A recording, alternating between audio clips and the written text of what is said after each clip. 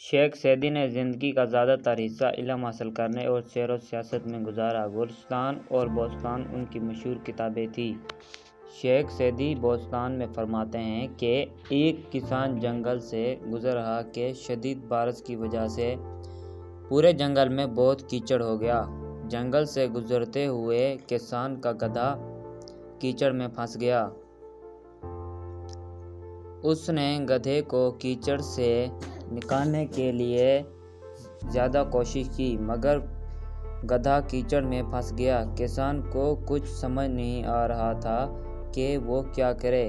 کبھی جب انسان کو کچھ سمجھ نہیں آیا تو وہ اپنا غصہ بلا وجہ دوسروں پر نکالتا ہے۔ اسی طرح ساری رات کسان پریشانی کے عالم میں سب جاننے والوں کو برا بھلا کہتا رہا۔ اس کی زبان سے نہ دشمن بچا اور نہ دوست اور نہ ہی بادشاہ، کیوں نہ کہ جنگل بادشاہ کی سلطنت کا حصہ تھا۔ اتفاق: بادشاہ کا اپنے غلاموں کے ساتھ جنگل سے گزرا۔ سب نے سنا کہ ایک کسان بادشاہ کو برا بھلا کہہ رہا ہے۔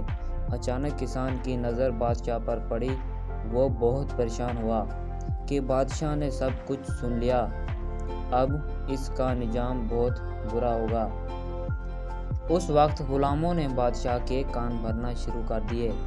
ایک بولا، اے بادشاہ، اس شخص کی گردن تلوار سے کاٹ دی جائے، کیوں نہ کہ اس نے آپ کی شان میں گستاخی کی ہے۔ دوسرا غلام بولا، اے بادشاہ، اس کو قید خانے میں ڈال دیں، کیوں نہ کہ اس نے نہ صرف آپ کو برا بھلا کہا بلکہ آپ کے خاندان کی بھی برائی کی ہے۔ بادشاہ نے مجبور کسان کی طرف دیکھا جس کا گدھا کیچڑ میں پھنسا ہوا ہے۔